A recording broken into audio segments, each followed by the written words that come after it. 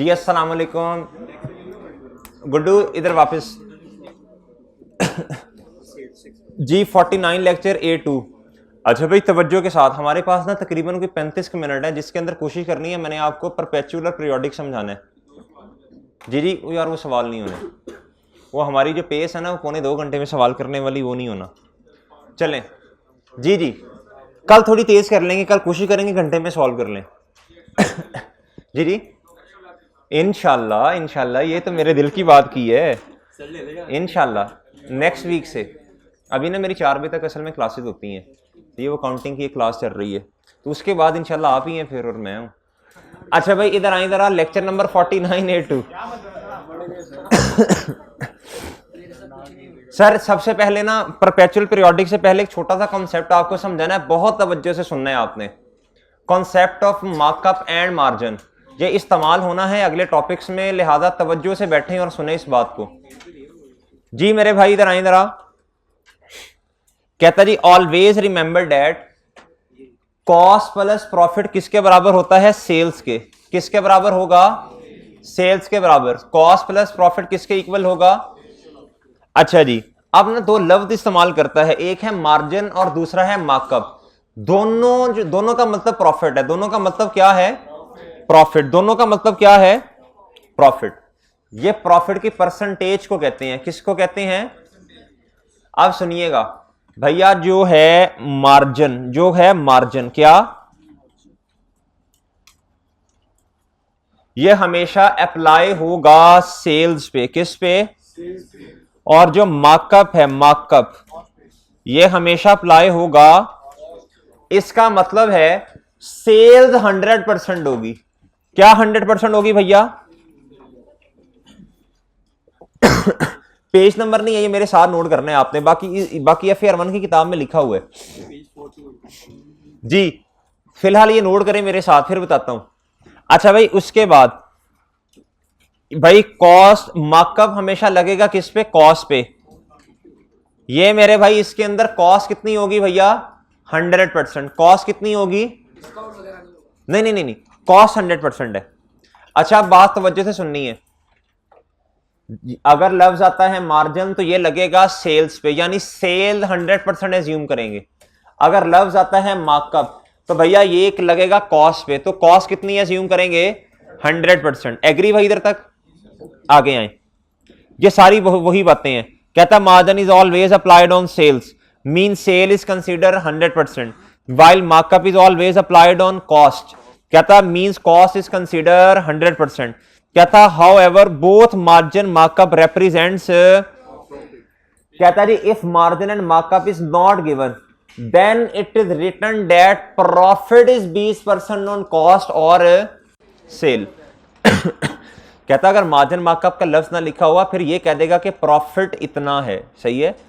एक बात याद रख लें हमेशा, ऑन या ऑफ के बाद या एट के बाद जो चीज होगी, या होगा ऑन ऑफ एट के बाद जो चीज होगी, यानी कॉस्ट या सेल का लफ्ज होगा ना, वो 100% होगा। सादा रूल, लाइफ आसान। ठीक है सर। देखें इक्वेशन बनती है cost plus profit is equal to sales. अब ना कभी कभी देखना होता है कि भाई प्रॉफिट 15% है तो 100 किसको रखना है? सही है, सेल को या कॉस्ट को? तो मैंने आपसे अर्ज की, अगर कभी कभी तो सीधा सीधा बता देगा कि भैया मार्कअप है या मार्जिन है। अगर तो ये लफ्ज लिखा हुआ तो फिर तो मार्जिन होगा, तो फिर आप कर लेंगे सेल को 100% एज्यूम। सही है। इधर देखें, cost plus profit is equal to sales. कहता जी प्रॉफिट है 20%। अब सवाल है किसका भाई? सेल का कि कॉस्ट का? अगर तो बताया हुआ कि कॉस्ट का, तो इसका मतलब है कॉस्ट 100 है और सेल फिर कितनी हो जाएगी? 120। परसेंटेज में नहीं, इस तरह कर ले। ओके ओके भाई। अगर पेपर में लिखा हुआ कि प्रॉफिट लगेगा, जो मार्जिन जो है ये मार्जिन है, क्या है? मार्जिन का लफ्ज लिखा हुआ। मार्जिन किस पे लगता है हमेशा? और कहता है ये 20% है, तो फिर सेल कितनी होगी? 100%। तो भैया कॉस्ट कितनी होगी? एग्री करते हैं सब लोग? यहां फिर दूसरा स्नैरियो, ये तो है ना खुद बता दे, ये है जी मार्जिन मार्कअप लिखा हुआ। तीसरा स्नैरियो कहता जी margin is applied 20% on cost. On के बाद क्या है, यहां लिखा हुआ profit is 20% on cost, on के बाद क्या है, तो भाई सादा रूल, एग्री कर गए आप सब लोग, आसान है, आगे आए। कहता जी ऑलवेज रिमेंबर कि ऑन वर्ड के बाद जो चीज होगी सेल और कॉस्ट वो 100% पर होगी। ओके भाई, अगली बात, देन आइडेंटिफाई, कहता इसके बाद आपने सवाल में आइडेंटिफाई करना है कि सेल की अमाउंट गिवन है या कॉस्ट की अमाउंट गिवन है। कहता आपको सेल की अमाउंट दी होगी या कॉस्ट की। कहता अगर सेल की अमाउंट दी होगी तो शायद हो सकता है हमें कॉस्ट निकालनी हो, अगर कॉस्ट की अमाउंट दी हो तो हो सकता है हमें क्या निकालनी पड़े, सेल निकालनी पड़े। एग्री करते हैं। कहता फिर सवाल में कोई एक अमाउंट दी होगी, क्या दिया होगा, कहता जो अमाउंट गिवन हो उससे न्यूमिनेटर में रखें ऊपर, उसकी परसेंटेज को नीचे रखें। परसेंटेज किस तरह पता चलेगी, इक्वेशन बना के, अमाउंट सवाल में गिवन होगी, कहता फिर उसे मल्टीप्लाई कर देंगे विद द रिक्वायर्ड परसेंट से। ओके भाई, सवाल पढ़ते हैं। कहता जी cost of the product A is कितना, सवाल के अंदर कॉस्ट गिवन है या सेल, कहता जी profit is 20% on cost. Equation बना दें भाई, भाई इक्वेशन बनाएं, ऑन के बाद क्या है, तो प्रॉफिट कितना, तो सेल कितनी। पहली बात स्टेप नंबर 1 हो गया भाई। स्टेप नंबर 2 देखें मेरे मासूम दोस्तों, कॉस्ट कितनी है, क्वेश्चन में गिवन क्या है 800, तो मेरे मासूम दोस्तों कहता फाइंड द सेल प्राइस। अब देखें भाई कौन सी अमाउंट गिवन है सवाल में, कॉस्ट गिवन है, क्या गिवन है, मुझे चाहिए सेल प्राइस, मुझे क्या चाहिए, कॉस्ट कितनी 800, डिवाइड करूंगा मैं इसकी परसेंटेज से, कितनी है, मल्टीप्लाई किससे कर दूंगा, जवाब आ जाएगा, नहीं आएगा। अच्छा जी इधर देखें, मैं पहला स्टेप आपने ये देखना है, कॉस्ट प्लस प्रॉफिट किसके बराबर है, सेल के। एग्री, ये प्रॉफिट की परसेंटेज दी होगी, नजूमी तो है नहीं हम, या मार्जिन या मार्कअप का लफ्ज लिखा होगा या सीधा सीधा प्रॉफिट लिख देगा, ये दिया होगा। अब आपने ढूंढना है 100 कॉस्ट है या सेल है। वो 3 तरीके हो सकते हैं, या तो खुद बता दे कॉस्ट 100% है या सेल इतनी है, या दूसरा होगा भैया मार्जिन या मार्कअप का लफ्ज लिखा होगा, मार्जिन का लफ्ज लिखा हुआ तो इसका मतलब है ये सेल पे लगता है, सेल 100 है, मार्कअप का लफ्ज लिखा हुआ तो इसका मतलब है ये कॉस्ट पे लगता है और कॉस्ट 100 है, तो ये इक्वेशन बन जाएगी आपकी। तीसरा ऑन ऑफ या ऐड के बाद वाला जो लफ्ज होगा, याद कर लें ये 100 पे होगा, ठीक है सर, इक्वेशन बन जाएगी। अब सवाल में देखें आपको सेल वाली अमाउंट गिवन है या कॉस्ट वाली, अगर कॉस्ट वाली अमाउंट गिवन है तो आपको क्या निकालनी है, सेल, तो भाई कॉस्ट वाली अमाउंट को रखें ऊपर अगर सेल निकालनी है तो भैया ये कितने परसेंट पे पड़ी है, तो सर जी आपके पास सेल वाली अमाउंट आ जाएगी। एग्री। अब ना मैं सिनेरियोस करवाता हूं आपको सॉल्व। इधर देखें भाई, कहता HM has has following products, calculate sale price and profit. कहता प्रोडक्ट ए की कॉस्ट कितनी है भाई सवाल में क्या गिवन है, कॉस्ट गिवन है। भाई 20% ऑफ मार्कअप का मतलब बता दें, 20% मार्कअप का मतलब बताएं, इसका मतलब है मेरे मासूम दोस्तों ये कॉस्ट पे लगेगा। इक्वेशन बताएं भाई, पहली इक्वेशन बताएं, पहला सवाल कॉस्ट प्लस प्रॉफिट बराबर है सेल्स के। एग्री करते हैं आप लोग। भाई प्रॉफिट कितना है भैया, मार्कअप का मतलब बताएं, कॉस्ट पे लगेगा तो कॉस्ट 100 है। अकाउंटिंग इक्वेशन, माजरत अकाउंटिंग इक्वेशन नहीं, ये इक्वेशन बन गई, क्या बन गई भाई, सुबह पढ़ा के आए हो ना। अच्छा अब मेरी बात सुनिए अगली भाई, सवाल में कॉस्ट गिवन है या सेल गिवन है, कॉस्ट गिवन है, कॉस्ट कितनी है 100,000, आपने क्या निकालना है भैया, ये कितने पे पड़ी हुई है, आपको क्या चाहिए, आपको अगर सेल चाहिए तो 120 से मल्टीप्लाई करें, अगर आपको प्रॉफिट चाहिए तो 20 से कर दें। चलें आपने सेल निकालनी है, बताएं कितनी है, सुभान अल्लाह, 1 लाख कितना आया मेरे भाई, 20,000 आ गया। 1 लाख कितना आया, 20,000 आ गया। ओके भाई। अब मेरे भाई देखें सेल की सेल प्राइस कितनी है, 1,20,000। अगर मैं आपसे ये कहूं मुझे इस सेल प्राइस की मदद से कॉस्ट निकाल दो, तो सेल प्राइस 1,20,000 है। ये कितने पे पड़ी है? अगर मुझे कॉस्ट चाहिए 100 से मल्टीप्लाई करें 1,00,000 आ जाएगा। एग्री। अगले सवाल पे आए। कहता जी कॉस्ट गिवन है सवाल में बी प्रोडक्ट की, क्या गिवन है? कहता मार्जिन कितना है? मार्जिन किस पे लगेगा?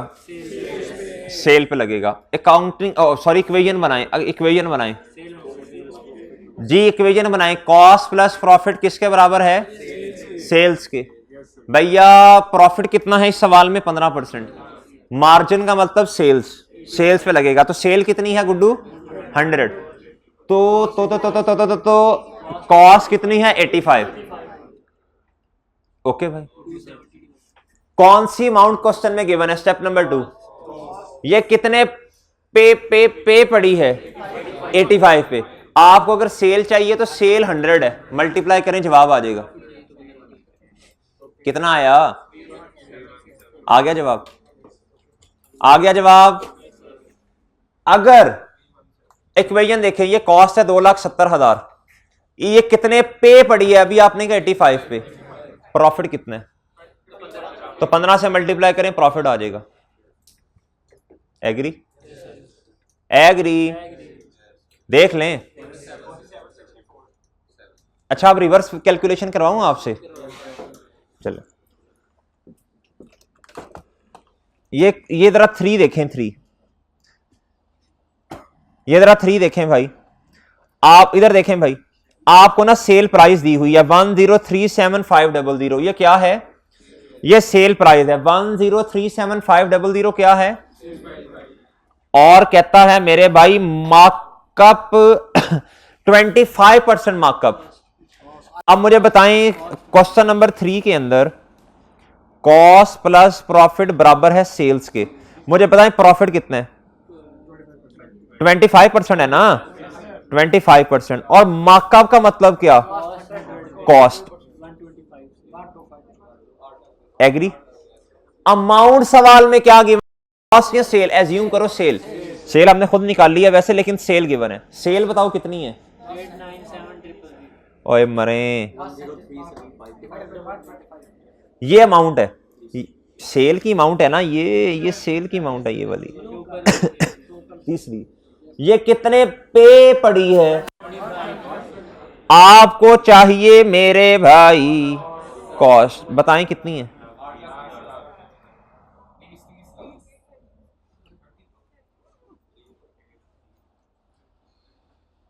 देखें जरा, इतनी है कॉस्ट जी। आगे भाई, जादू नहीं है, कोई जादू नहीं है। अच्छा अब इधर देखें, 1037500 में से माइनस करें 8,30,000, प्रॉफिट आ जाएगा। बताएं कितना आता है?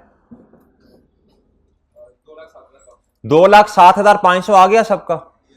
अब ना आपने इस इक्वेशन से खेलना है। क्या करना है? ये इक्वेशन बहुत ज्यादा इस्तेमाल होगी आगे 1-2 चैप्टर्स में जाके, इधर भी इस्तेमाल होगी। उसने कभी कभी क्या किया होगा, हमें चीज की ना सेल प्राइस दी होगी, हमें कॉस्ट निकालनी होगी। ओके भाई। अच्छा अब मैं मेरी बात सुने, आपने कितना प्रॉफिट निकाला? 2,07,500। अब मेरी बात सुने जरा, इक्वेशन आपके सामने है। क्या आपके सामने है? अब कॉस्ट बताएं जरा मुझे कितनी है? 8,30,000। ये कितने पे पड़ी है? अगर मुझे प्रॉफिट चाहिए तो प्रॉफिट की परसेंटेज बताओ, प्रॉफिट कितना है? एग्री? अगली बात अब सुने, अब मुझे सेल की अमाउंट बताएं। इसी सवाल में मुझे अब सेल की अमाउंट बताएं। 1037500। समझ आ रही है ना? आ रही है समझ? 1037500 ये सेल की अमाउंट है। किसकी अमाउंट है? सर जी ये इक्वेशन देखें, बताएं कितने पे पड़ी है ये। अगर आपको अमाउंट का मुफ्ती पता चल गया ना, और ये पता चल गया कितने पे पड़ी है, अच्छा तो भैया आप रिक्वायर्ड से मल्टीप्लाई कर दें। रिक्वायर्ड क्या है? प्रॉफिट। प्रॉफिट कितना है इक्वेशन में देखें, बताओ भाई। ओके भाई, इस इक्वेशन पे आपको क्या होनी चाहिए, ग्रिप होनी चाहिए। जिस मर्जी एंगल से ये बात आ जाए आपने परेशान नहीं होना, आपने क्या करना, ये इक्वेशन ड्रॉ कर लेनी है। क्या करनी है, कॉस्ट प्लस प्रॉफिट बराबर होता है किसके सर जी, सेल पे। ये इक्वेशन ड्रॉ कर लेंगे आप। दूसरी बात आप क्या करेंगे, सवाल में देखेंगे हमें कौन सी अमाउंट गिवन है, ये देख लेंगे आप, शमीर भाई देख लोगे। फिर आपने कहना है ये कितने पे पड़ी है, कितने पे पड़ी है, ये देख लेंगे आप, सही है। फिर आप रिक्वायर्ड से मल्टीप्लाई कर देंगे। चलें अब मैं देखता हूं आपका कॉन्सेप्ट कितना अच्छा है। प्रॉफिट कितना है भाई, बोलें 2,07,500, इतना ही है ना। ये कितने पे पड़ा है, अगर आपने सेल प्राइस निकालनी है तो रिक्वायर्ड क्या, सेल प्राइस कितने पे पड़ी,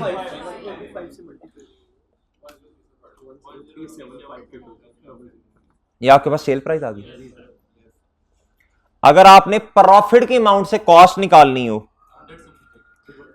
207, ये अमाउंट है, ये कितने पे पड़ी है, कॉस्ट, ये सारा काम इसी इक्वेशन का है। बोलो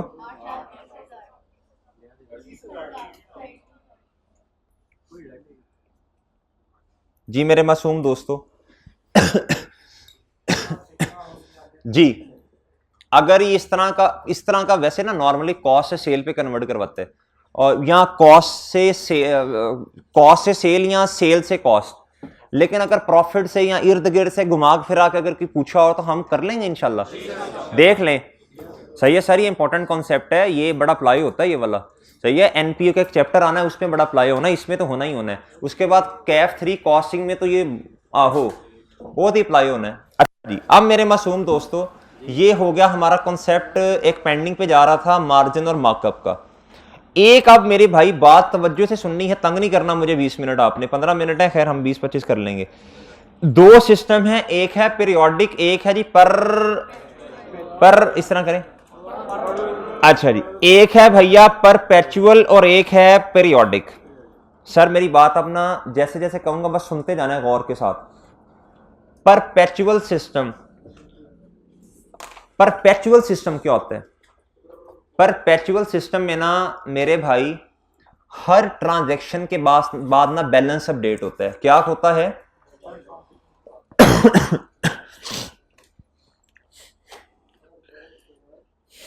ये देखें, ओ परेशान नहीं होना, ये क्या बना दी है, छोड़े ये क्या है, मुझे भी नहीं पता ये क्या है, छोड़ें बस इस बात को छोड़ें। बस मैं आपको ना परपेचुअल की थोड़ा सा अंडरस्टैंडिंग देना चाहता हूं और पीरियोडिक की। परेशान नहीं होना बिल्कुल। किस किस ने काउंटिंग नहीं पड़ी हुई,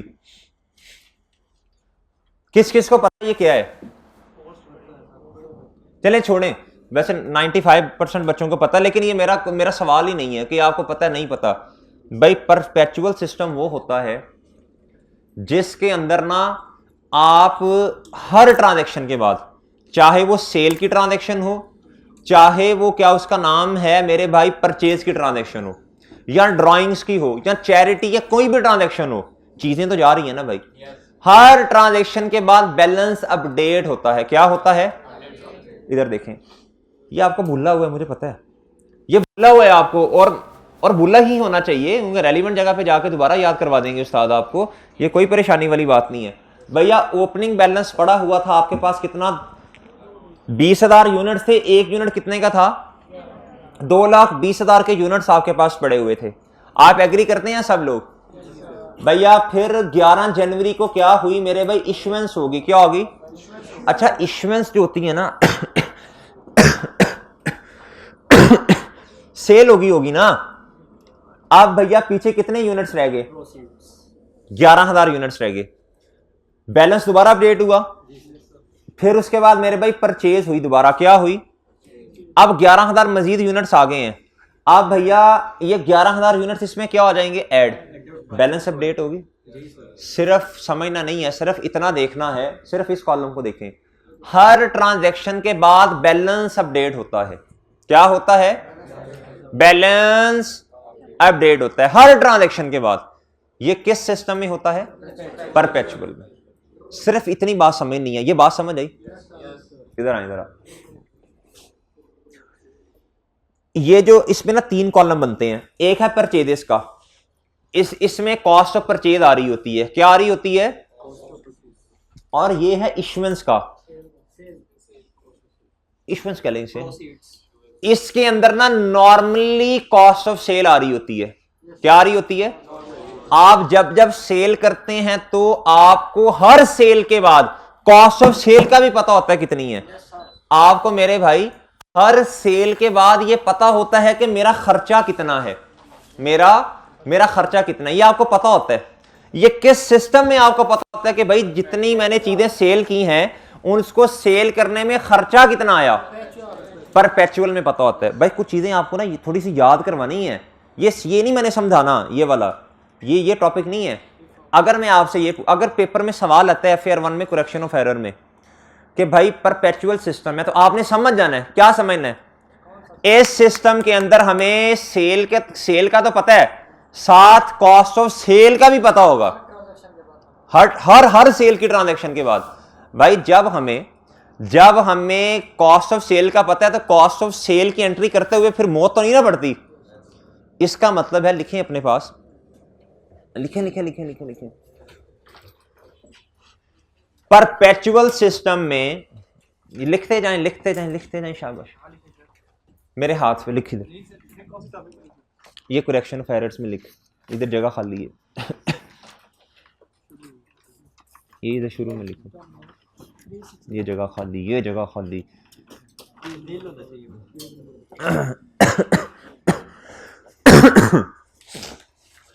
परपेचुअल सिस्टम में सेल की हर ट्रांजैक्शन के बाद सेल इनकम है ना, और एक्सपेंस खर्चा है। सेल की हर ट्रांजैक्शन के बाद उसके खर्चे की भी एंट्री होनी है, खर्चे का मतलब है ब्रैकेट में लिखे कॉस्ट ऑफ सेल। ये किस में होना है गुड्डू? परपेचुअल में। क्या इधर तक सब पहुंच गए हैं भाई? इधर तक सब पहुंच गए हैं? ये किस सिस्टम की बात कर रहा हूं? परपेचुअल। ओके, इधर आ भैया, मेरी बात सुने। इस सिस्टम की खूबसूरती क्या है सर? जब आप काउंटिंग पीरियड के एंड पे आते हैं ना, सारी ट्रांजैक्शंस कर लेते हैं, आपको परचेजेस का भी पता होता है, आपको कॉस्ट ऑफ सेल का भी पता होता है, आपको क्लोजिंग स्टॉक का भी पता होता है कि मेरे पास इतने की चीजें पड़ी हुई हैं at the end of the counting period. इस सिस्टम के फवायद, इस सिस्टम में भैया आपको नहीं, चोरी तो होने को हो जाती है, चोरी हो तो पता चल जाता है भैया। इस सिस्टम में आपको इमीडिएट बेसिस पे कॉस्ट ऑफ परचेज का भी पता होता है, कॉस्ट ऑफ सेल का भी पता होता है, और क्लोजिंग स्टॉक का भी पता होता है। ये किस सिस्टम में पता होता है आपको? जादू हो रहा है कोई ये सिस्टम? नहीं, जैसे चीजें आती हैं, जाती हैं, आनियां जानियां साथ साथ आप रिकॉर्ड कर रहे हैं। आपकी नजर में सब हैं, क्या हैं? हर आनी, हर जानी, आनियां जानियां, ये आप देखें, कैमरे लगे हो ना लगे हो, जैसे ही चीजें आती हैं जाती हैं, आप कहते हैं भाई ठहर जा, रुक जा, इधर ही मुझे रिकॉर्ड करने दे। आपके पास ना हर चीज का डेटा है, क्या है? हर आनियों का, हर जानियों का। ये किस सिस्टम में होता है? अब आ जाए पीरियोडिक पे। पीरियोडिक में इस तरह का कोई खूबसूरत सा टेबल नहीं बनता, इस तरह का टेबल नहीं, इस तरह का कार्ड नहीं बनता। उसके अंदर ना चीजें आ रही हैं, जा रही हैं, आपको नहीं पता। सही है सर? आप क्या करते हैं, जब अकाउंटिंग पीरियड का एंड आता है, उस पे जाके क्या करते हैं मेरे भाई, एक सिंगल एंट्री पास, बल्कि सिंगल एंट्री भी नहीं करते। आपको याद है हम सेल का फॉर्मेट बनाते हैं, कौन सा वाला? Opening stock plus purchases minus purchase return, फिर उसके बाद भैया माइनस क्लोजिंग स्टॉक। फिर जाके हमारे पास क्या आती हैं, कॉस्ट ऑफ सेल। ऐसी है सर, ये फॉर्मेट बनता है पीरियोडिक के अंदर। इस फॉर्मेट, ये फॉर्मेट की मदद से हम कॉस्ट ऑफ सेल निकालते हैं। सही है, हमारे पास रेडिली अवेलेबल नहीं होती, ये फॉर्मेट बनाना पड़ता है हमें। किस सिस्टम के अंदर फॉर्मेट बनाना पड़ता है, पीरियोडिक सिस्टम के अंदर। परपेचुअल के अंदर ये फॉर्मेट बनाने की जरूरत नहीं है। परपेचुअल के अंदर तो हमें इमीडिएट बेसिस पे पता है, पीरियोडिक सिस्टम के अंदर हमें इमीडिएट बेसिस पे नहीं पता होता भाई। इमीडिएट बेसिस पे कोई नहीं पता कितने की भैया चीजें आई हैं गई हैं, बाद में पता चलेगा। सही है सर। तो भाई हमारे पास फिर क्या तरीका है कॉस्ट ऑफ सेल को निकालने का। हम उसे लेते हैं मेरे भाई ओपनिंग स्टॉक को। ओपनिंग स्टॉक कहां से आता है, ओपनिंग स्टॉक पुराने पिछले काउंटिंग पीरियड का क्लोजिंग हमारा क्या बनेगा, परचेज इकट्ठी करते हैं, परचेज इकट्ठी करते हैं भाई, परचेज का टोटल करते हैं, परचेज रिटर्न का, परचेज का, इसमें से क्लोजिंग स्टॉक माइनस करते हैं। अब एक सवाल है, सवाल क्या है, परपेचुअल सिस्टम में तो क्लोजिंग स्टॉक का पता है आपको कितना है, इधर मेरे भाई पीरियोडिक सिस्टम में आपको क्लोजिंग स्टॉक का नहीं पता। अब कैसे पता चलेगा, बताओ बताओ बताओ बताओ, बताओ। सर जी आप जाएंगे 1 2 3 4 5 6 7 8, ये आप करेंगे काउंटिंग। क्या करेंगे मेरे भाई, ये किस सिस्टम में शेयरी करेंगे, पीरियोडिक। और कोई तरीका ही नहीं है क्लोजिंग स्टॉक को फाइंड करने का इन पीरियोडिक सिस्टम। और आप एक बात बताएं जी जी, और एक बात बताएं, इस कॉस्ट ऑफ सेल के डिब्बे में भाई ने कहा कैरिजन भी आती है, बिल्कुल आती है। कैरिजन फिर कॉस्ट ऑफ सेल का पार्ट बन जाती है ना, वो मैं पढ़वाता हूं अभी नोट सारे। इसका मतलब है, अब तवज्जो से मेरी बात सुननी है आपने भाई, इसका मतलब फिर ये है कि क्लोजिंग स्टॉक आपको गिनना पड़ेगा पीरियोडिक में। क्लोजिंग स्टॉक होगा तो कॉस्ट ऑफ सेल की अमाउंट आएगी। सब एग्री करके मेरी बात से, सब एग्री कर गए हैं। पहले सिस्टम समझाता हूं, फिर सवाल भी कर लेंगे इंशाल्लाह इसका। अगली बात, इसका मतलब है परपेचुअल सिस्टम में हमने आज तक कभी स्टॉक काउंट नहीं किया, कभी चीजें नहीं गिनी, गिनते हैं, उसमें भी गिनते हैं। उसमें हमारे पास क्लोजिंग स्टॉक रेडिली अवेलेबल होता है, लेकिन हम कहते हैं यार जरा थोड़ी सी ना वेरिफिकेशन कर लें। क्या कर लें, उसमें अगर कभी क्लोजिंग स्टॉक गिनते हैं ना, तो वो इसलिए नहीं गिनते कि हमारे पास कोई तरीका ही नहीं है क्लोजिंग स्टॉक को निकालने का।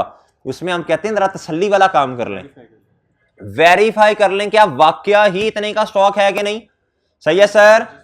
इसलिए मेरे भाई आपके पास एक सिस्टम में क्लोजिंग स्टॉक आता है परपेचुअल में, फॉर एग्जाम्पल वो आया 1500 रुपए का, कितने का, आपने जाके चीजें गिनी, आपने कहा 1 2 3 4 5, और ये चीजें इतनी अमाउंट पे पड़ी हैं। सही है, ये इतने इतने की हैं। आपने कहा यार ये तो फॉर एग्जाम्पल क्लोजिंग स्टॉक के यूनिट्स आपके पास आ रहे हैं 15, आपके जो सिस्टम में है, आप उधर गए, आपने जाके चीजों को गिना, आपको नजर आए 13, आपने कहा ले भाई ए 2 कितने गए, ये 2 का मसला हो गया, ये हो गया थेफ्ट, चोरी होगी। क्या होगी भैया, आपको फौरन पता चल जाएगा वेरिफिकेशन से कि भैया ये 2 यूनिट जो है ये फुड़क गए हैं, ये कोई ले गया है। सही है सर। वो कौन सा सिस्टम है जिसमें आपको चोरी शोरी थेफ्ट शेफ्ट का पता भी चल जाता है, परपेचुअल में। जब में आप स्टॉक को गिनने जाते हैं, जब आप क्या करने जाते हैं, पीरियोडिक में ये वाले शशके भाई बात समझे हैं, तो पीरियोडिक अच्छा हुआ परपेचुअल, लेकिन भाई इसके अपने फायदे हैं, उसके अपने फायदे हैं। हर बिजनेस परपेचुअल अफोर्ड भी नहीं कर सकता ना, तो बड़े कंपिटेंट लोग, बड़े खर्चे होते हैं इसमें। चलिए आप मुझे एक बात बता दें, आप मुझे एक बात बताएं, अगर कोई आपसे पूछे कि भाई वो कौन सा सिस्टम है जिसके अंदर हर क्या कहते हैं सेल के बाद आप कॉस्ट ऑफ सेल की भी एंट्री कर सकते हैं, वो कौन सा सिस्टम है जिसमें सिर्फ सेल की एंट्री होती है, कॉस्ट ऑफ सेल की एंट्री हर ट्रांजैक्शन के बाद नहीं होती। अब एक लफ्ज बोलने लगा हूं, बताना जरा सही है कि गलत है। इसका मतलब है पीरियोडिक सिस्टम के अंदर कॉस्ट ऑफ सेल की एंट्री होती ही नहीं है। होती है भाई, होती है। कैसे भला, आखिर में आती है भाई जब आप फॉर्मेट बनाएंगे ना, उस फॉर्मेट से आपको पहले तो आप पिछले साल का क्लोजिंग स्टॉक लेंगे, पिछले काउंटिंग पीरियड का परचेजेस लेंगे, कैरिज इन ऐड करेंगे, फिर उसके बाद क्लोजिंग स्टॉक गिनेंगे 1 2 3 4, फिर आपके पास कॉस्ट ऑफ सेल आएगी। फिर जब वो आ जाएगी फिर आप पीरियड एंड के ऊपर एक सिंगल एंट्री करेंगे किसकी मेरे भाई, कॉस्ट ऑफ सेल की। कॉस्ट ऑफ सेल क्या है, खर्चा है आपका। अच्छा, कॉस्ट ऑफ सेल डेबिट और मेरे भाई क्लोजिंग स्टॉक क्रेडिट, ये एंट्री होती है इसमें। ठीक है सर, अब मैं आपको क्या, अब मैं पढ़वाता हूं इन दोनों में फर्क क्या। एक दो फर्क और सुन लें भैया मेरे मासूम दोस्तों, आए जी इधर, इधर आए जी। कहता जी परपेचुअल के अंदर क्या होता है, कहता balance is updated after her transaction के बाद, एग्री। कहता पीरियोडिक में balance is not updated after each transaction, instead entries recorded on periodic basis. अब भाई पीरियोडिक बेसिस का मतलब अकाउंटिंग पीरियड के एंड पे। आप पता नहीं काउंटिंग पीरियड साल का है, 6 महीने का है, महीने का है, हमें नहीं पता। कहता cost of sale is readily available after every issuance transaction. Okay भाई, ऐसे मसला ही कोई नहीं, ये तो पीरियड एंड पे पता चलेगी। कैसे पता चलेगी, opening stock plus purchases net से। नेट का मतलब इंटरनेट नहीं है, परचेजेस माइनस परचेज रिटर्न और माइनस इसके अंदर खैर वो कैरिज इन भी आता है ना। अच्छा जी, कहता जी ये बात कर रहा है, कहता जी परपेचुअल के अंदर सेल के साथ साथ कॉस्ट ऑफ सेल की भी एंट्री होती है। कहता कैश या डेटर डेबिट सेल्स, कहता cost of sale debit inventory यानी क्लोजिंग स्टॉक क्रेडिट। कहता इधर इस तरह का शशका ही कोई नहीं है भाई। मेरा दिल कर रहा है यार, मेरा दिल कर रहा है कि मैं ना ये कॉस्ट ऑफ सेल की एंट्री करूं और इधर इन्वेंट्री को क्रेडिट करूं, लेकिन क्या करूंगा, कर ही नहीं सकता। सिफर सिफर करते जाए इस तरह, फिर हर ट्रांजैक्शन के बाद नहीं कर सकता ना, अमाउंट का पता ही नहीं है भाई, बात समझे हैं। अब ना ये ध्यान से देखना है, करेक्शन ऑफ एरर्स में पीरियोडिक सिस्टम है कि परपेचुअल है। अगर डाटा दिया हुआ ना, अगर कॉस्ट निकाल सकते तो फिर परपेचुअल हुआ तो कॉस्ट ऑफ सेल की भी एंट्री कर दी नहीं आपने। जब स्टॉक होल्ड करेंगे फिर उसकी इन्वेंटरी की एंट्री कैसे होगी? देखिए ना पीरियड एंड आ गया, आपके पास कॉस्ट ऑफ सेल का फॉर्मेट बनाएं। कॉस्ट ऑफ सेल के फॉर्मेट से आपके पास एक अमाउंट आ जाएगी कॉस्ट ऑफ सेल की। अब उसकी एक सिंगल एंट्री करेंगे कि पूरे काउंटिंग पीरियड में इतना खर्चा हुआ। क्लोजिंग स्टॉक कहां से आएगा? क्लोजिंग स्टॉक गिन के आएगा, गिन के आएगा, लेकिन उसे गिन बुक्स के में कैसे लाएंगे? देखें आपके पास कुछ शीट्स पड़ी होंगी, जारी बात है शीट्स तो होंगी ना, ऐसे तो नहीं ना रसीदें होंगी, सब कुछ होगा, आपको पता होगा भैया। आप कोई परचेज जेब कोई इस तरह की चीज कुछ तो बना रहे होंगे, कोई लेजर मेंटेन कर रहे होंगे, आपको उधर से पता चलेगा ना परचेजेस कहां से आ रही हैं। आपको पता होगा इतने यूनिट्स खरीदे हैं, इतने वापस हुए हैं, इनकी कॉस्ट इतनी है, ठीक है। हाँ, इन्वेंट्री कार्ड नहीं बन रहा होगा बस। कोई ऐसी एंट्री क्लोजिंग स्टॉक डेबिट ये एंड पे होगी, सिर्फ एक एंट्री होगी। क्या होगा सर? वो होगी मेरे भाई, आप फॉर्मेट बनाएंगे, फॉर्मेट बना के आपके पास आ जाएगी कॉस्ट ऑफ सेल, आ गई भाई वो इस डिब्बे से। आप करेंगे भैया एक एंट्री करेंगे कि टोटल कॉस्ट ऑफ सेल इतनी है पूरे काउंटिंग पीरियड में, ठीक है। इसे कहते हैं by passing a single entry. आप कॉस्ट ऑफ सेल को रिकॉर्ड कर रहे होंगे, डेबिट और इन्वेंट्री। इन्वेंटरी डेबिट कब होगी ये पूछ रहा हूं। इन्वेंट्री इसमें डेबिट नहीं होती, मैं बताता हूं इसमें। आगे चलने दो, आगे चलने दो, इन्वेंट्री होती नहीं इसमें डेबिट। आगे है, कहता इन दिस सिस्टम परपेचुअल में 2 लेजर्स बनते हैं। कहता एक लेजर बनेगा इन्वेंट्री का, एक लेजर बनेगा कॉस्ट ऑफ सेल का। एक लेजर बनेगा इन्वेंट्री का, एक लेजर बनेगा कॉस्ट ऑफ सेल का। लेजर क्यों बनना है भाई? खर्चे वाला, खर्चे वाला लेजर, खर्चे वाला ledger, cost of sale debit, inventory credit, हर ट्रांजैक्शन के बाद इश्यूएंस वाली। और मेरे मासूम दोस्तों, जो है इन्वेंट्री का लेजर इन्वेंट्री तो मेरे भाई एसेट को कहते हैं, करंट एसेट। इसका मतलब है इसमें, इस सिस्टम में परचेजेस का कोई लेजर नहीं है। इस सिस्टम में परचेजेस का कोई लेजर, इसकी जगह कौन सा लेजर बनेगा? इन्वेंट्री का है। परचेजेस का लेजर ही नहीं है तो परचेजेस जो हमने करनी है वो कहां रिकॉर्ड करनी है? दरख्तों पे। इन्वेंट्री के लेजर में, आनिया डेबिट इन्वेंट्री के लेजर में, और जानिया क्रेडिट इन्वेंट्री के लेजर में। नहीं बात समझ आई? ना ना ना ना, इधर आओ। ये इन्वेंट्री का लेजर है। आपको पता है भाई एसेट का ओपनिंग भी होता है, क्लोजिंग भी होता है, और ओपनिंग और क्लोजिंग की कोई जनरल एंट्री नहीं होती। ओपनिंग क्लोजिंग, सही है। अच्छा, आनिया debit, inventory debit, cash credit, ये परचेजेस होंगी ना, इसको सही है भाई। इन्वेंटरी डेबिट ये परचेज की होंगी आपने, और कैश जानिया क्रेडिट। जानियों का क्या मतलब, बोले भाई ओ सुभान अल्लाह, थे मरे कटा पेमेंट्स आनी है इन्वेंटरी के लेजर में। जानियों का मतलब क्या, इशुएंस जी।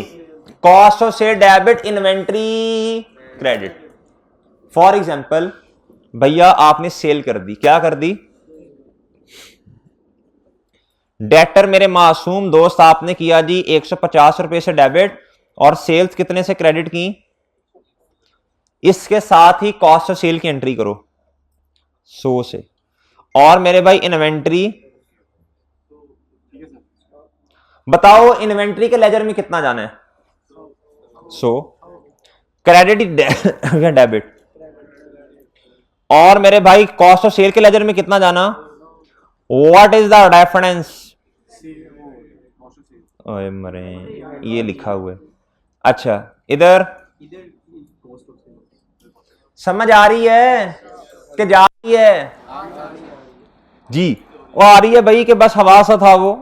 अच्छा जी, अगली अगली अगली कहता चीजों का आना मीन्स परचेजेस, एंड जाना मीन आना जाना।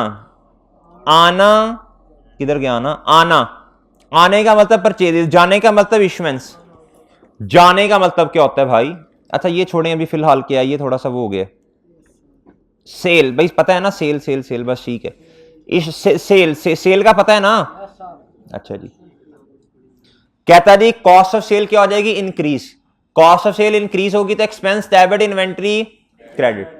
भाई ये एंट्री होती है इन्वेंट्री डेबिट, कैश या क्रेडिटर क्रेडिट, ये परचेजेस की एंट्री है। किसकी एंट्री है, अच्छा जी ये छोड़ें, ये क्या है, ये गलत भैया। ये आपको पता है ना इशुएंस की एंट्री क्या होगी, कॉस्ट ऑफ सेल डेबिट और इन्वेंट्री क्रेडिट। बात समझिए, समझे हैं। इस वाले में ये वाले शशके नहीं होते, इसमें क्या होता है, कहता इसके अंदर only purchase laser is relevant. इसमें इन्वेंट्री का लेजर कौन सा लेजर बनता है अब जब सवाल आएगा, ड्राइंग्स हो गई या ऑनर घर चीजें ले गए, अब मेरी बात सुनना है आपने, ड्राइंग डेबिट परपेचुअल सिस्टम हुआ तो इन्वेंट्री क्रेडिट होगी, और अगर पीरियोडिक सिस्टम हुआ तो ड्राइंग डेबिट और परचेजेस क्रेडिट होंगी, ठीक है। अच्छा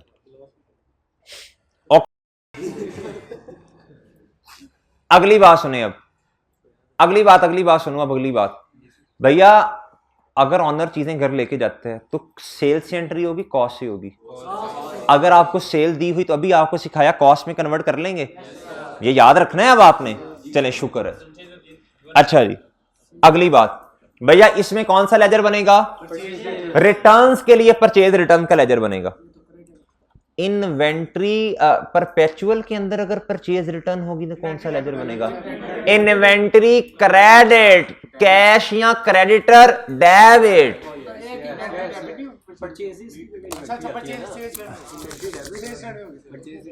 अच्छा जी भाई, बात समझ आई है भाई, जिधर जिधर परचेज का लफ्ज आता था उसको रिप्लेस करना इन्वेंट्री के साथ, और जिधर परचेज रिटर्न का लफ्ज आता उसे भी रिप्लेस करना इन्वेंट्री के साथ। सिर्फ एक एडिशनल काम करना है आपने, परपेचुअल में कॉस्ट ऑफ सेल की एंट्री करनी। सही है सर, चलें शाबाश। ये सारी वही बातें लिखी हैं। एक बात अब याद कर लें, बस एक बात याद कर लें मेरे भाई, इसको छोड़ें फिलहाल।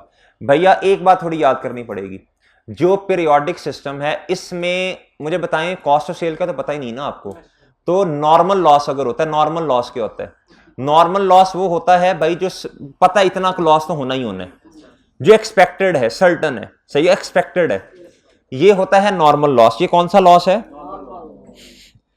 कहता loss incurred which is already expected, normal part of operation process. सही भाई, हम ना बर्जर पेंट्स का ना ऑडिट पे जाते थे ना, आपको पहले भी बताया है, तो भाई इनका ना इंग्रेडिएंट थे, जब पेंट बनाते हैं तो आपको पता है हल्का फुल्का जो ना वो पेट्रोल शेट्रल इस तरह की चीजें भी इस्तेमाल होती हैं लिक्विड वाली, तो भाई कुछ वेपोरेट हो जाता है। अगर फॉर एग्जांपल 40 लीटर का पेट्रोल पड़ा है तो थोड़ा बहुत जो है वेपोरेट होना ही होना है, वो नॉर्मल है। क्या है, तो याद रखिएगा पीरियोडिक के अंदर नॉर्मल लॉस की कोई एंट्री नहीं होती, नहीं होती, नहीं होती। It becomes part of the cost. सही है मेरे भाई, it becomes part of the cost. Agree करते हैं? अच्छा जी, कहता जी नॉर्मल लॉस, ये मैंने एग्जांपल लिखी है। कहता है in periodic system no need for any additional entry, it will automatically become part of cost of item. ठीक है sir, but in perpetual system entry क्यों नहीं है? कॉस्ट ऑफ सेल का पता है आपको, cost of sale debit inventory. ठीक है, ये ना नोट्स में इंशाल्लाह भेज दूंगा, इधर से इसको ना एक दफा एक नजर देख लीजिएगा इन्वेंट्री को। ओए अभी बंद ना कर किताब। अच्छा जी, इधर आए सर जी, और बात मुझे बताएं, अब आपने बतानी है माशाल्लाह बातें। इन्वेंट्री का जब लेजर बनेगा, ओपनिंग क्लोजिंग होता है एसेट का? क्या ओपनिंग क्लोजिंग की कोई एंट्री होगी? पीरियोडिक सिस्टम में इन्वेंट्री का लेजर नहीं बनता, परचेजिस का बनता है। तो ओपनिंग और क्लोजिंग की एंट्री होगी पीरियोडिक में, पीरियोडिक में, पीरियोडिक में। आप मेरी बात सुननी है तवज्जो से। क्या एंट्री होगी? आपने सोचना है स्टॉक को। Closing stock is your asset, closing stock is your asset, मतलब क्लोजिंग स्टॉक डेबिट, और क्रेडिट क्या होगा? क्रेडिट क्या होगा? Cost of sale. ठीक है सर। ओपनिंग स्टॉक की एंट्री क्या होगी पीरियोडिक में? सुनना मेरी बात जरा। ओपनिंग स्टॉक क्या है भैया? सुनना मेरी बात। आपने क्लोजिंग स्टॉक को क्या कहा? एसेट कहा। आपने डेबिट किया और कॉस्ट ऑफ सेल को क्रेडिट किया। ओपनिंग स्टॉक की एंट्री इसके बिल्कुल ऑपोजिट कर देनी है, बात खत्म। आपने कहना जी closing stock credit, cost of sale debit, बात खत्म। बात समझ आई? और अगर किसी को इस तरह याद नहीं होती, दूसरा तरीका भी है। कॉस्ट ऑफ सेल का डिब्बा जहन में लेके आए। कॉस्ट ऑफ सेल का डिब्बा, कॉस्ट ऑफ सेल खर्चा है, कॉस्ट ऑफ सेल खर्चा है। ओपनिंग स्टॉक की वजह से खर्चा बढ़ता कम होता, ऐड होती है कॉस्ट ऑफ सेल में, ऐड होता है। तो भैया cost of sale debit inventory credit, ये ओपनिंग स्टॉक की एंट्री। कॉस्ट ऑफ सेल के डिब्बे में क्लोजिंग स्टॉक क्या होता है? कम करता है क्लोजिंग स्टॉक। इधर देखें, कॉस्ट ऑफ सेल का डिब्बा अगर आप बनाएं, opening stock plus purchases minus, मैं नेट कर रहा हूं, माइनस क्लोजिंग स्टॉक। भैया closing stock cost of sale को कम करता है, सही है। तो आप कहेंगे कि भैया क्लोजिंग स्टॉक की वजह से कॉस्ट ऑफ सेल क्रेडिट और इन्वेंट्री डेबिट। बस इसको छोड़ें, ऐसे ना याद करें, क्लोजिंग स्टॉक को ध्यान में रखें बस। क्लोजिंग स्टॉक आपका एसेट है, डेबिट होगा और कॉस्ट ऑफ सेल क्रेडिट होगी। ओपनिंग स्टॉक की एंट्री क्या होगी? बिल्कुल इससे ऑपोजिट, बस जान छूटी। और ये किस सिस्टम में होगी ओपनिंग क्लोजिंग की एंट्री? पीरियोडिक में। परपेचुअल में तो होती नहीं है। ये पढ़ लीजिएगा। अच्छा भाई, एंट्री फॉर नॉर्मल लॉस मैंने आपको बता दी है। एब नॉर्मल लॉस की एंट्री क्या होती है भाई? एब नॉर्मल लॉस की एंट्री दोनों में होती है, लेकिन इधर होगी ये एडमिन एक्सपेंस में जाता है एब नॉर्मल लॉस। भैया एक होता है नॉर्मल लॉस, नॉर्मल लॉस इसकी तो एंट्री होती नहीं है पीरियोडिक में, परपेचुअल में इसकी एंट्री होती है। Cost of sale debit inventory. भैया एब नॉर्मल लॉस होता है जो एक्सपेक्टेड ना हो। फॉर एग्जाम्पल, भाई आपने 500 चेयर्स का ऑर्डर दिया, आपको पता है यार एक आधी तो खराब हो ही जानी है, भाईजान 200 चेयर्स खराब हो गई, ओहो हो, एब नॉर्मल लॉस। भैया फायर की वजह से नुकसान हो गया, एब नॉर्मल लॉस। क्या ये नुकसान होना एक्सपेक्टेड था? फ्लड आ गया, नुकसान हो गया, चीजें रुड शुड गई, बह गई, सही है जी, बह गई। भैया आप बताएं, ये जो क्लोजिंग स्टॉक है, जो परचेज, ये कम होगी ना, गुड्स आपकी कम हो गई, तो मेरे भाई ये एब नॉर्मल लॉस है। क्या है? इससे कॉस्ट ऑफ सेल का पार्ट नहीं बनाते, इसे एडमिन एक्सपेंसेस का पार्ट बनाते हैं। किसका पार्ट बनाते हैं? एब नॉर्मल लॉस का मतलब एडमिन एक्सपेंसेस, डेबिट और इन्वेंट्री। इधर मेरे भाई क्या क्रेडिट होना है? Admin expense, debit, purchases. Agree? Agree? बस एक बात याद रखिएगा, जिधर ओपनिंग और क्लोजिंग स्टॉक का मसला आया ना, उधर फिर क्या उसका नाम है, आपने बस यही कहना है उधर क्या कहना है आपने जी? नहीं, मैं ये अर्ज कर रहा हूं, अगर कभी आपको एंट्री करनी पड़े स्टॉक कम हो रहा है या ज्यादा हो रहा है, over under stated, over stated, तो इस तरह के केसेस में ना फिर आपने पीरियोडिक और परपेचुअल दोनों में एक ही एंट्री कर देनी है। वो जो मैंने आपको सुबह सिखाई है, वो क्यों करनी है भला वो वाली? क्यों करनी है भला वो वाली? क्योंकि मेरे भाई जो जब क्लोजिंग स्टॉक की वजह से हिट आती है ना, तो अल्टीमेटली वो कॉस्ट ऑफ सेल का जो डिब्बा है उसने हिलना है। सही है, वो हिलना क्लोजिंग स्टॉक की वजह से कॉस्ट ऑफ सेल नहीं है। सही है ना। तो बस एक बात याद रखिएगा, जिधर अंडर स्टेटेड है कॉस्ट शीट, सॉरी इन्वेंट्री की शीट ओवर स्टेटेड है या इस तरह की बातें हैं, उसमें फिर आपने हिट किसको देनी है, कॉस्ट ऑफ सेल को और इन्वेंट्री को। ठीक है, चाहे पीरियोडिक हो चाहे क्या हो, परपेचुअल। ये मैं आपको सेंड कर दूंगा, पढ़ेंगे इंशाल्लाह, आपको बड़ी आसानी से ये चीजें समझ आ जानी है। ठीक है, सही एब्नॉर्मल लॉसेस की एंट्री को जब क्लोजिंग स्टॉक करेंगे तब हम वैसे ही वो कम होगा तो उसका वैसे ही नहीं आ जाएगा। नहीं वैसे नहीं आएगा। अब नॉर्मल लॉस जब होता है ना, आपको चीजें कम करनी पड़ती हैं, चीजें सिस्टम में ज्यादा पे पड़ी हैं परपेचुअल में। लेकिन जब क्लोजिंग स्टॉक करेंगे सर तो पहले कम होगी। नहीं तो देखें, आपने परपेचुअल में तो सिस्टम के मुताबिक चीजों को रिकॉर्ड किया ना, और जब आप गिनने जाएंगे चीजों को तो आपने क्या, उसका नाम है इस वाले सिस्टम में एबनॉर्मल लॉस को डेबिट करना है, परचेजेस को क्रेडिट करना है। परचेजेस को तो आपने रिकॉर्ड किया ही होगा ना, वो तो कॉस्ट ऑफ सेल की बात हो रही है। हम तो कॉस्ट ऑफ सेल की एंट्री नहीं, ये तो हम परचेजेस को क्रेडिट कर रहे हैं ना इधर। लेकिन जब क्लोज स्टॉक करेंगे तब भी तो कम ही होगा सर। वो अल्टीमेटली जी नहीं, डबल इम्पैक्ट नहीं आएगा। किधर देखें, मेरी बात सुने, ये है एबनॉर्मल लॉस, ये क्या है, और ये क्या है, परचेजेस है। ये क्या है, तो जब आपकी परचेजेस कम हो रही हैं तो अल्टीमेटली फिर कॉस्ट ऑफ सेल वाला डिब्बा भी तो हिल ही रहा है ना। परचेजेस भी हो रही हैं, कॉस्ट ऑफ सेल भी कम हो रही है, समझ गए हो ना। दो नेट हो गया, जारी सी बात है। और आपका अल्टीमेटली क्लोजिंग स्टॉक भी तो फिर कम ही है ना। अच्छा जी, अब मेरे भाई ये सारी बातें, ये मैं इंशाल्लाह आपको सेंड कर दूंगा। ये मैं आपको सेंड, एक दफा पढ़ लीजिएगा जी। अकाउंटिंग की किताब में भी लिखा हुआ है, लेकिन समराइज फॉर्म में नहीं लिखा हुआ ना, इस तरह। अच्छा, परपेचुअल में ओपनिंग क्लोजिंग की कोई एंट्री नहीं है। एसेट में कैसे लेके जाएंगे, ऑटोमेटिकली पार्ट बन जाएंगे ना। जब आपके सिस्टम में चीजें पड़ी हुई हैं तो वो इधर आए, जब आपने लेजर कार्ड बनाया, ये वाला लेजर कार्ड मेरे मासूम दोस्त आपने इधर बनाया, अभी मैंने बनाया था जी ये लेजर कार्ड क्या है, ये जो कॉस्ट ऑफ सेल है, ये सेपरेट पड़ी हुई है। क्या है, ये जो क्लोजिंग स्टॉक है ये सेपरेट आ रहा है आपके पास, इधर से उठा के किधर लिख देंगे, एसेट में। इसके अंदर ऑटोमेटिक इसका इंपैक्ट शामिल है ना, सही है ना, कॉस्ट ऑफ सेल। इसके अंदर ना आपको सेपरेट करने की जरूरत नहीं है, वो पीरियोडिक में मसले मसाइल हैं, उसके लिए फॉर्मेट ये सारी चीजें बनानी पड़ती हैं। ओके भाई, मेरी बात समझ आई है? ठीक है, बस आखिरी एक दो बातों का जवाब दे दें। पीरियोडिक सिस्टम में ड्राइंग की एंट्री क्या होगी, ड्राइंग डेबिट परचेजेस क्रेडिट। अच्छा जी, फ्री सैंपल चैरिटी की एंट्री क्या होगी भाई, ये मेरी ये कॉस्ट ऑफ सेल नहीं है। ये मेरी बात सुनना, जिस तरह एबनॉर्मल लॉस की एंट्री आपने क्या की है, एडमिन एक्सपेंसेस डेबिट, और परपेचुअल में इन्वेंट्री को क्रेडिट किया, पीरियोडिक में परचेजेस को किया। भाई ये ना आप ना मार्केटिंग के लिए ना कभी कभी क्या करते हैं, आप फ्री सैंपल्स वगैरह दे देते हैं, सही है। कभी कभी आपके दिल में नरमी आती है, आप कहते हैं चैरिटी देते हैं। अब इस तरह के खर्चे जो है ना, ये कॉस्ट ऑफ सेल में तो नहीं जाने। ये आपने इसकी एंट्री क्या करनी है, आपने कहना जी फ्री सैंपल हो गए, चैरिटी हो गई, डोनेशन हो गई, मार्केटिंग एक्सपेंस, ये वाले ये सारे जाते हैं एडमिन एक्सपेंसेस में या मार्केटिंग सेलिंग में। आपने कहना है मेरे भाई ये सारे एक्सपेंसेस डेबिट एडमिन सेलिंग में, और परपेचुअल में इन्वेंट्री क्रेडिट, ठीक है, और पीरियोडिक में परचेज क्रेडिट। ओके। अब देखें, थोड़ा सा तो दिमाग में कुछ चीजें आई है ना। अब जब सवाल करूंगा तो इतना तो पता चलेगा ना पीरियोडिक और परपेचुअल में फर्क क्या है, बस इतना चाहता हूं।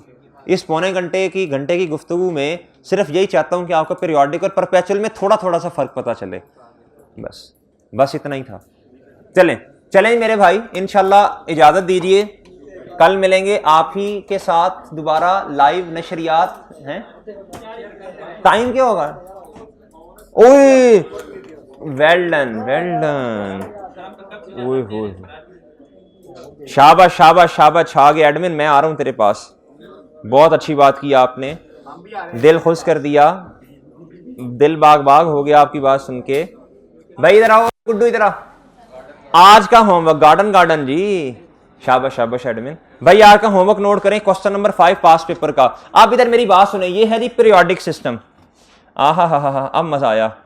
देखा ना, इसलिए तो ये डिस्कशन करवाई थी कि आप थोड़ा सा होमवर्क करके आए। वही है सर। क्वेश्चन नंबर 5, ये होमवर्क का मेरे मासूम दोस्तों। सर जी, आहा हा हा। क्वेश्चन नंबर 7 होमवर्क, छोटा सा सवाल, छोटा स्प्रिंग 2022 में आया है।